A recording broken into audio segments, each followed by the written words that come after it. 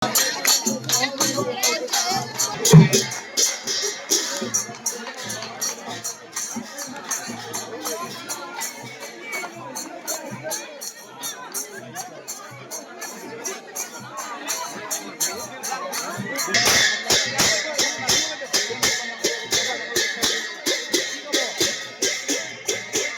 সমগ্ৰ অসমৰ লগতে ডিগবৈ সমষ্টিৰ প্ৰতিগৰাকী ভোটাৰলৈ শুভেচ্ছা আৰু শ্ৰদ্ধা জনাইছোঁ, সেৱা জনাইছোঁ।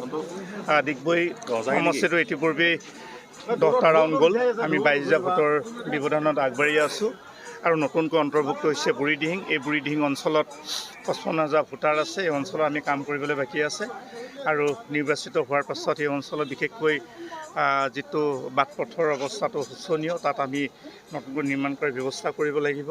সেই অঞ্চলত চিকিৎসাৰ কিছু অসুবিধা আছে, তাত আমি চিকিৎসাৰ কাৰণে মেডিকেল নিৰ্মাণ কৰাৰ ব্যৱস্থা কৰিব লাগিব। শিক্ষাৰ কাৰণে কলেজ, হায়াৰ ছেকেণ্ডেৰী বিদ্যালয়সমূহ নিৰ্মাণ কৰাৰ ব্যৱস্থা কৰিব লাগিব আৰু সেই অঞ্চলটি কৃষি প্ৰধান অঞ্চল।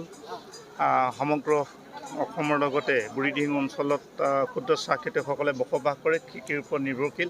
তেওঁলোকৰ আচলতে উচিত মূল্য পাবৰ কাৰণে বিশেষভাৱে আমি অগ্ৰাধিকাৰ দিব লাগিব। এই কথাখিনি মাননীয় মুখ্যমন্ত্ৰী ডক্টৰ হিমন্ত বিশ্ব শৰ্মা ডাঙৰীয়াক আগে আমি কৈছিলোঁ আৰু সেইখিনি গুৰুত্ব সহকাৰে নিশ্চয় ল'ব। গতিকে ভাল ফলাফল হ'ব আৰু মাননীয় মুখ্যমন্ত্ৰী দ্বিতীয়বাৰৰ কাৰণে মুখ্যমন্ত্ৰীৰ আসনত অধিষ্ঠিত হ'ব, তাত কাৰো সন্দেহ নাই। আৰু আমি তেখেতে মুখ্যমন্ত্ৰী হোৱাৰ পাছত পৰৱৰ্তী যিবোৰ আলোচনা, যিখিনি আমি কৰ্মসূচী ল'ব লাগিব, তেখেতৰ লগত আমি আলোচনা কৰি পৰ্যায়ক্ৰমে ল'ম।